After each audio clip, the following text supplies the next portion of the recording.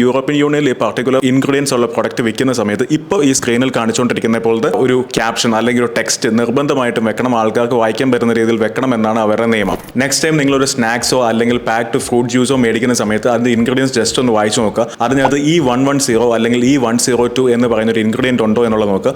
അത് artificial colours ആണ്. ആ ആർട്ടിഫിഷ്യൽ കളേഴ്സിന് ചില റെസ്ട്രിക്ഷൻസ് ഉണ്ട്. അതെന്താണെന്നുള്ളത് ഞാൻ പറയാം. ഈ പർട്ടിക്കുലർ ഇൻഗ്രീഡിയൻസിന്റെ പ്രശ്നം എന്താണെന്ന് വെച്ച് കഴിഞ്ഞാൽ കുട്ടികൾ ഹൈപ്പർ ആക്ടിവിറ്റി കൂട്ടാനുള്ള ചാൻസ് ഉണ്ട്. അതുപോലെ തന്നെ ഒരു പർട്ടിക്കുലർ കാര്യത്തിൽ നമുക്ക് ഫോക്കസ് ചെയ്യാൻ പറ്റാതെ ഒരു ഫോക്കസ് എപ്പോഴും ഷിഫ്റ്റ് ആയിക്കൊണ്ടിരിക്കുക, അല്ലെങ്കിൽ ഇമ്പൾസീവ് ഡിസിഷൻസിലേക്ക് പോകുന്ന പോലത്തെ കാര്യങ്ങളൊക്കെയാണ് ട്രിഗർ ആവാൻ ചാൻസ് ഉള്ളത്. അതുകൊണ്ടാണ് യൂറോപ്യൻ യൂണിയനിൽ ഈ പർട്ടിക്കുലർ ഇൻഗ്രീഡിയൻസ് ഉള്ള പ്രൊഡക്റ്റ് വിൽക്കുന്ന സമയത്ത് ഇപ്പോൾ ഈ സ്ക്രീനിൽ കാണിച്ചുകൊണ്ടിരിക്കുന്ന പോലത്തെ ഒരു ക്യാപ്ഷൻ അല്ലെങ്കിൽ ഒരു ടെക്സ്റ്റ് നിർബന്ധമായിട്ടും വെക്കണം, ആൾക്കാർക്ക് വായിക്കാൻ പറ്റുന്ന രീതിയിൽ വെക്കണം എന്നാണ് അവരുടെ നിയമം. അതുകൊണ്ട് ഈ പർട്ടിക്കുലർ ഇൻഗ്രീഡിയൻറ്റ് ഉള്ള പ്രോഡക്ട്സ് നിങ്ങൾ ഇവിടെ മേടിക്കുമ്പോഴും നിങ്ങൾ ആലോചിക്കുക, ഇങ്ങനെയുള്ള കുറച്ച് കൺസേൺസും ഇതിനകത്ത് ഉണ്ടാവും. സോ വൈസ് ആയിട്ട് ഡിസിഷൻസ് എടുക്കുക, ഇൻഗ്രീഡിയൻസ് നോക്കി പ്രോഡക്ട്സ് ചൂസ് ചെയ്യുക, സേഫ് ലേബിൾ പോലുള്ള ടൂൾസ് യൂസ് ചെയ്ത് അനലൈസ് ചെയ്ത് ഇൻഫോംഡ് ആയിട്ട് മേടിക്കുക.